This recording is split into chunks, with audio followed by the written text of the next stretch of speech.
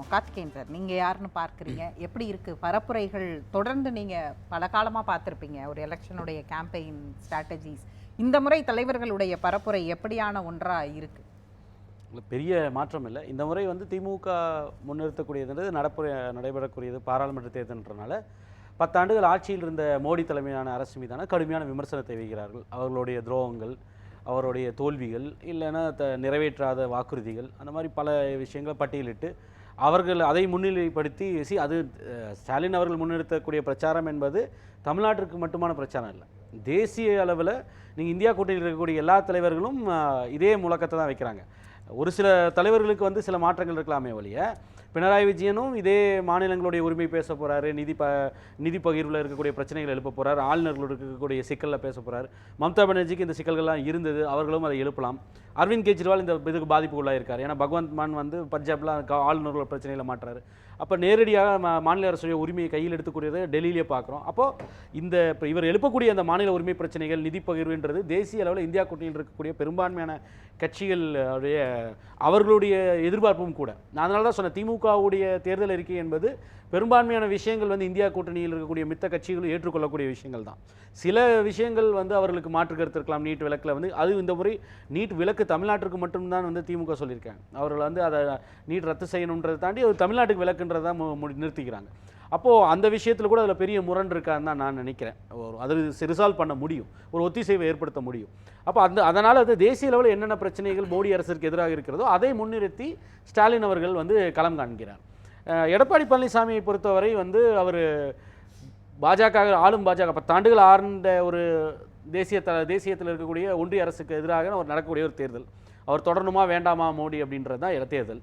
அதில் விமர்சனத்தை வந்து திமுகவிற்கு பதிலாக மோடிக்கு எதிராக தான் அவர் கூர்த்திட்டணும் ஐடியலி. ஏன்னா அவர் தேசிய கட்சியை எதிர்த்து தான் நிற்கிறேன் அப்படின்றார். ஆனால் களம் வந்து அதிமுகன்னு இருப்பதனால அவர் திமுகவுக்கு எதிரான விமர்சனங்களை கடுமையாக முன்னிறுத்துகிறார். அதனால் வந்து ஏன்னா போட்டி என்பது இவர் 2 பேருக்குள்ள தான் பெரும்பான்மையாக இருக்குது. அது உண்மை. 1000 காரணங்கள் சொல்லலாம். பிஜேபி வளர்ந்துருக்குது, அண்ணாமலை நடந்து ஊரெலாம் போய் பிஜேபி அப்படி வளர்த்துட்டாருன்னெல்லாம் சொன்னாலும் கூட களம் என்பது திமுகவையும் அதிமுகவையும் வைத்து தான். ஒரு சில தொகுதிகளில் அந்த நட்சத்திர வேட்பாளர்களை பிஜேபி இறக்கி விட்டுறதுனால அது தேசிய தலைமை பொறுத்தவரை 2 விஷயங்கள். ஒன்று, பிஜேபியை வளர்த்துட்டுன்னு சொல்கிறீங்களா, நீங்கள் நின்று நிரூபித்து காட்டுங்கள்னு சொல்ல அவருக்கு இருக்கக்கூடிய ஒரு அமில சோதனை அது. 2வது விஷயம் என்பது நாங்கள் இவ்வளவு சீரியஸாக அதை எடுத்துக்கிறோம், இந்த ஏதாவது ஒரு விதத்தில் 2026க்கு வந்து இதை வந்து வைத்து பயன்படுத்த முடியுமா அப்படின்ற ஒரு சோதனை முயற்சியில் பாஜக தேசிய தலைமை இருக்குது. ஏன்னா அண்ணாமலை அவர்கள் வெளிப்படையாகவே முந்தா நாள் வந்து அவர் பேட்டியில் சொல்லிட்டார் கோவையில், இந்த மோடி அவர்கள் அடிக்கடி வர்றதுன்றது 2026க்கு அவர் வெளிப்படையாக போட்டு உடைச்சிட்டார். ஸோ அவருடைய எதிர்பார்ப்பு என்பது தமிழ்நாட்டை பொறுத்தவரை பாஜகவிற்கு பெரிய எதிர்பார்ப்பெல்லாம் 2024 கிடையாது. எனக்கு தெரிஞ்ச ஒரு சீட்டு கூட தேராதுன்னு தான் நான் நினைக்கிறேன். அப்போது 2024 இதன் மூலமாக நம்ம வளர்ந்துட்டோம்னு சொல்கிறத வச்சு எந்த அளவுக்கு வாக்குகளை வந்து உயர்த்த முடியுமோ இல்லை பெற முடியுமோ பெற்று அதன் மூலமாக தன்னுடைய பார்கெயினை வந்து 2026க்கு அதிகப்படுத்திக்கலாம் அப்படின்ற ஒரு நம்பிக்கையில் தான் அவங்க களம் இறங்குறாங்க. அதனால தான் வந்து 38 பேர் என்ன செஞ்சாங்க, 38 பேர் என்ன செஞ்சாங்கன்னு கேட்கக்கூடிய பாஜக ஒன்றியத்தில் ஆட்சியில் இருந்த நீங்கள் இந்த மாநிலத்திற்கு என்ன செஞ்சீங்கன்றதை சொல்லவே இல்லையே. அதுதான் நம்ம கேள்வி. நண்பர் சொன்னார், இன்றைக்கி என்ன இன்டர்நேஷனல் க்ரூட் ப்ரைஸ் எவ்வளோ விற்குது தெரியுமா, பெட்ரோல் அதனால தான் ரேட் 102 ரூபா இருக்குது அப்படின்னு சொல்கிறார். 2 ரூபா குறைச்சிட்டாங்க, இப்போ 100 ரூபா 60 காசு. அப்போது 2014 ஆட்சி முடிவுக்கு வரும்பொழுது மன்மோகன் சிங் ஆட்சியில் இன்டர்நேஷனல் க்ரூட் ப்ரைஸ் வந்து பிரெண்ட் க்ரூட் வந்து $140 ஒரு $40 ஒரு பேரல். இன்றைக்கி 80லேருந்து 85 ரூபாய்க்கு விற்கிது. அன்றைக்கி வந்து 70 ரூபாய்க்கு பெட்ரோல் விலை விற்றுது. அதற்கு வந்து ரோட்டில் உட்காந்துட்டு 450 ரூபாய்க்கு வந்து எல்பிஜி விற்றதற்கு ஸ்மிருதி இரானி ரோட்டில் உட்காந்துட்டு சிலிண்டரை வச்சு போராட்டம் பண்ணாங்க. இதே தமிழிசை வந்து போராட்டம் நடத்தினார்கள். இதே பாஜக கடுமையாக வந்து விமர்சனம் செய்து 50 ரூபாய்க்கு குறைக்கிறேன்னு சொன்னாங்க. டாலரை 45 ரூபாய் ஆக்கி காட்டுறேன் அப்படின்னு சொல்லி சொன்னாங்க அன்றைக்கி. இன்று அதன் நிலை மாறி இன்றைக்கி 80 ரூபாய்க்கு வந்து $140 விற்ற ஒரு பேரல் க்ரூடு இன்றைக்கி 80லேருந்து 85 ரூபாய்க்கு விற்கிது. இன்றைக்கி 100 ரூபாய்க்கு பெட்ரோல் போட்டிருக்கோம், 90 ரூபாய்க்கு டீசல் போட்டிருக்கோம். இதை ஏன் குறைக்கலைன்னு கேட்டால் மாநில அரசுகள் குறைக்கலன்னு சொல்லிட்டு இருக்காங்க. அப்புறம் எப்படி மகளிர் தினத்துக்கு மட்டும் 2 ரூபாய் மோடி அனௌன்ஸ் பண்ணார், ஆயில் கம்பெனியில் பண்ணியிருக்கணும். அது மட்டும் எப்படி குறைக்க முடிஞ்சது? 200 ரூபாய் வந்து 100 ரூபாய் குறைக்கிறேன், 200 ரூபா குறைச்சது எப்படி குறைக்க முடிஞ்சது எல்பிஜிக்கு? அப்போ தேர்தல் வருதுன்னா மகளிருக்கு கிஃப்ட் கொடுக்குறேன்னு சொல்லிட்டு மகளிர் தினத்தன்னைக்கு மோடியால் அனௌன்ஸ் பண்ண முடியும், தேர்தல் வரக்கு 1 மாதம் முன்னாடி. அதனால தான் பல பேருக்கு அச்சம் இருக்குது. மீண்டும் வந்து தேர்தல் முடிந்ததுக்கப்புறம் ஒருவேளை ஆட்சிக்கு வந்தால் மோடி அவர்கள் மீண்டும் விலை உயர்த்த மாட்டார் என்பது நிச்சயம் இல்லை. அதில் வந்து அந்த சந்தேகம் இருக்குது. அப்போ இவர் தேர்தலுக்கு மையப்படுத்தி தான் பாஜக இது போல செய்கிறதுன்றது எதிர்க்கட்சிகள் எல்லோரும் விமர்சனம் வைக்கிறாங்க. எடப்பாடி பழனிசாமி அவர்களை பொறுத்தவரை இங்கே திமுக அந்த பைப்போலாரிட்டி தொடருது, இருதுருவ அரசியல். அதை வந்து கூறுபடுத்தணுன்றதுக்காக வந்து தொடர்ந்து விமர்சனம் வைக்கிறார், ஃபோட்டோ காட்டுறார், 2 பேரும் மாற்றி காட்டுறாங்க அப்படின்னா இது வழக்கமாக இருக்கக்கூடிய ஒரு விமர்சனம் தான். இது ஒன்றும் புதுசு இல்லை. நம்ம இதோட பெரிய ஃபோட்டோவே பாராளுமன்றத்தில் பார்த்தோம் போன வருஷம். ராகுல் காந்தி காமிச்சார் மோடி அவர்கள் எப்படி அதானியோட ஒரே ஃப்ளைட்டில் ட்ராவல் பண்ணிட்டு இருந்தாருன்னு காமிச்சோம். ஹிண்டன்பர்க் உச்சத்தில் இருந்தப்போ அப்போ கூட பதில் சொல்லலை. அதற்கு கைமாறாக கடைசியில் வந்து ராகுல் காந்தி டிஸ்குவாலிஃபை பண்ணாங்க. அதான் நடந்தது. ஸோ இந்த அகில இந்திய அளவில் அவங்க சொல்கிறாங்க இல்லையா, ஒரு 300 சீட்ஸ் 400 சீட்ஸ் அப்படியான ஒன்றை நீங்கள் பார்க்குறீங்களா? நான் கேட்கறது வந்து கன்னியாகுமரி டு காஷ்மீர் எப்படி இருக்கு? இல்லை, என்னுடைய கணிப்பு என்பது வரக்கூடிய இன்டெலிஜென்ஸ் ரிப்போர்ட்டும் சரி, நண்பர்கள் மூலமாக அறியக்கூடியது, அதே போல் சர்வதேச அளவில் இருக்கக்கூடிய மித்த நாடுகள் நடத்திய அவர்களுடைய கணிப்புன்றது வந்து பாஜக 220 சீட்டுக்கே வந்து தடுமாறுகிறதுன்றதான் வரக்கூடிய செய்தி. 200லேருந்து 220க்குள்ளே தான் அவர்கள் சுருங்குகிறார்கள், மிகவும் பலவீனமாக இருக்கிறார்கள் பார்க்க முடியும். குஜராத்தில் இன்றைக்கி வந்து சீட்டு கொடுத்தா வந்து சிட்டிங் எம்பி வேணான்றார், 2 பேர் அங்கே 2 பேர் வேணான்றாங்க. இன்னும் பல மாநிலங்கள் ஏறக்குறைய இது வரைக்கும் அவர் 6 பேரோ 7 பேரோ பாஜக சார்பாக மேற்கு உட்பட வெஸ்ட் பெங்காலும் சேர்த்து குஜராத்தில் சொந்த அங்கே வலுவாக வந்து க்ளீன் ஸ்வீப் 26க்கு 26 அடித்த மாநிலத்தில் சிட்டிங் எம்பிக்களும் சரி இல்லை புதிதாக கொடுக்கக்கூடியவர்களும் சரி சீட்டு கொடுத்ததை வேண்டாம் என்று கடிதம் எழுதுகிறாங்க. இன்றைக்கி அந்த பிரச்சனையை எதிர்த்து வந்து 2000 பேர் பாஜக மாநில அலுவலகத்தில் தலைமையகத்தில் போய் போராட்டம் நடத்திட்டு ஒரு மாதம் வந்து 2000 பேர் ரிசைன் பண்ணுறேன்னு போய் நிற்கிறாங்க. பாஜக பெரிய கிரைசிஸை எங்கே சந்திச்சிட்ருக்கு. அப்போ அங்கே அவர்கள் வலுவாக இருக்கக்கூடிய இடத்துக்குள்ளே வந்து சீட்டு வெற்றி பெறக்கூடிய நிலையில் இருந்தால் எந்த கட்சியிலும் யாரும் வந்து சீட்டு வேணான்னு சொல்ல மாட்டாங்க. அது பாஜக மட்டும் இல்லை, காங்கிரஸ் இல்லை, திமுக எல்லா கட்சிக்கும் பொருந்தும். பாஜக மிக மிக பலமாக இருக்கக்கூடிய குஜராத்தில் அங்கே இருக்கக்கூடிய சிட்டிங் எம்பிக்களும் சீட்டு பெற்ற லோக்சபா எம்பி டிக்கெட் பெற்றவர்களும் பாஜக உறுப்பினர் வேட்பாளர்கள் வேண்டான்னு கடிதம் எழுதி திருப்பி கொடுக்குறாங்க. இதுதான் கலை யதார்த்தமாக இருக்கிறது. ராமர் கோயில் வந்து அந்த இதை முடிந்து போச்சு. அது வந்து அதுக்கு மேலே அதோட சேச்சுரேஷன் பாயிண்ட் ரீச் பண்ணிடுச்சு. இதற்கு மேலே அதில் வந்து லாபம் பெறதுக்கு ஒன்றும் இல்லை தேர்தல் ரீதியாக. அதுக்கப்புறம் கையில் எடுக்கிறதுக்கு இதை இல்லாதனால தான் சிஏஏன்ற ஒரு விஷயத்தை ஆயுதத்தை கையில் ஏந்தி தொடர்ந்து எங்கேயாவது போய் வந்து சாதனையை சொல்லி எத்தனை இடத்துல பேசுகிறார், இல்லைன்னு நான் மறுக்கலை. ஆனால் பொதுவாக பிரதமர் மோடி அவர்களுடைய உரையை வந்து வைத்து பார்க்கும் பொழுது, பிரச்சார உரையை பார்க்கும் பொழுது அவர் அதிகமாக பேசுவது சிஏஏ, ராமர் கோயில் இது போன்ற மத பிரச்சனைகளைத்தான் எதிர்த்து பேசுகிறாங்களே ஒழிய சிஏஏ ராமர் கோயில் ஒரு பிரைம் அஜெண்டாவாக இந்த தேர்தலில் இருக்கு. அது இரண்டும் தமிழ்நாட்டுக்குள்ளேயும் சரி தமிழ்நாட்டுக்கு வெளியிலும் என்ன மாதிரி அது ஓட்டா கன்வெர்ட் ஆகும்னு நீங்க நினைக்கிறீங்க? தமிழ்நாட்டில் வந்து ராமர் கோயில் ஒரு பெரிய இஷ்யூவே கிடையாதுங்க. இங்கே வந்து உதயநிதி ஸ்டாலினால் வந்து ராமர் கோயில் கட்டினதை வேணான்னு சொல்லலை, அதை போய் வேறு இடத்துல கட்டலாம் இல்லைன்னு தைரியமாக சொல்ல முடியும். இங்கே அதுக்கு எதிர்ப்பே வராது. அதில் இருக்கக்கூடிய நியாயத்தை புரிந்து கொள்ளக்கூடிய மக்கள் இங்கே இருக்கிறாங்க. அதனால வந்து தமிழ்நாட்டில் ஒரு நான் இஷ்யூ, ராமர் கோயில் என்பதே ஒரு நான் இஷ்யூ.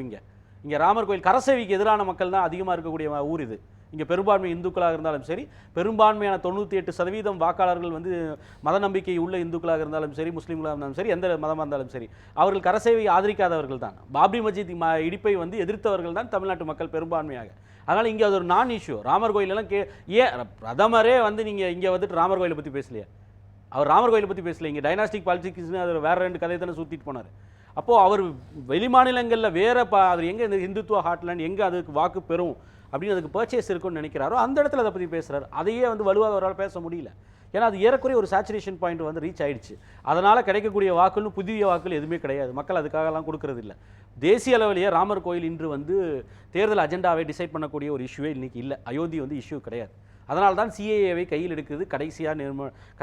கடைசி நிமிட ஆயுதமாக வந்து பாஜக கையில் எடுக்குது. அவர்களுக்கு வந்து இப்போ ஒரு இஷ்யூஸ் இல்லாமல் வந்து துடிக்கிறார்கள். ஒரு ட்ரம்ப் கார்டு எதுவுமே இல்லை எடுத்து போடுறதுக்கு. தமிழ்நாடு மாதிரி மாநிலத்தில் எனக்கு தெரிஞ்சு வந்து அதிகபட்சம் அண்ணாமலை சொன்னதை நான் 100க்கு 100% இருக்கிறேன். அவர்கள் இந்த தேர்தல் என்பது தமிழ்நாட்டை பொறுத்தவரை 2026க்காக அஜெண்டா செட் பண்ணுறதுக்கு இல்லை அவர்களுடைய பார்கெயின் அவருடைய பேரத்தை அதிகப்படுத்துறதுக்கு என்ன பயன்படுன்றதுக்காக யூஸ் பண்ணிக்கிறாங்களே ஒழிய அவர்கள் பெரிதாக சீட்டெல்லாம் இங்கே ஒன்று எதிர்பார்க்கல. ஒரு சீட்டு கூட வெளி மாநிலங்கள்லையும் சரி, அவர்கள் வலுவாக இருக்கக்கூடிய வட மாநிலங்கள்லையும் சரி, அவருடைய பலவீனங்கள்லாம் வந்து எக்ஸ்போஸ் ஆகிட்டே இருக்குது. BJP is very weak. அவங்களோட ஃபோர்ட்லேயே அங்கேயே வந்து ஆட்கள் வேணான்னு சொல்கிறாங்க. அங்கே வந்து கூட்டணி என்பது மிகவும் அற்புதமாக வேலை செய்யுது. அதனால தான் அவசர அவசரமாக ஹேமந்த் சோரனை போய் உள்ள போடணும் கிரவுண்டில் நிற்கிறாங்க. அப்படிங்கும் பொழுது அவங்களுக்கும் அந்த இதெல்லாம் தெரியும்ல, கிரவுண்டு நமக்கானதா இல்லைன்னு தெரியும் இல்லையா? ஆனால் நிற்கிறாங்க இல்லையா அவங்க. ஆனால் பிஜேபிங்கிற ஒரு கட்சிக்குள்ளே பார்க்கும் பொழுது மத்திய அமைச்சராக இருக்கிறவர் இன்னைக்கு போய் வெறும் சிஎம் கூட இல்லை, சாதாரண எம்எல்ஏவா இருக்கக்கூடிய சூழலையெல்லாம் நம்ம பார்க்குறோம்ல. அந்த மாதிரியான ஒரு ஸ்விஃப்ட் சேஞ்ச் எல்லாம் அவங்க கட்சியில் பண்ணுறாங்க இல்லையா? அதெல்லாம் அவங்க எலெக்ஷனியரிங்ன்றது வந்து மிகவும் சிறப்பாக செய்யக்கூடியவர்கள், அதில் மாற்று கருத்து இல்லை. பாஜக என்பது என்பது வந்து ஒரு ஒரு கொள்கைக்காக, ஒரு நீண்டகால சமூக மாற்றத்திற்காக செயல்படுற கட்சி எல்லாம் கிடையாதுங்க. அவர்களை பொறுத்தவரை ஒரு தேர்தலுக்கு தேர்தல் சிந்திக்கக்கூடிய ஒரு அரசியல் கட்சி அது. அவர்களுக்கு ஒரு அஜெண்டா இருக்குது அப்படின்றது, அந்த இந்து ராஷ்டிரா உருவாக்கணும் அப்படின்றதெல்லாம் அது நீண்டகால செயல் திட்டம்.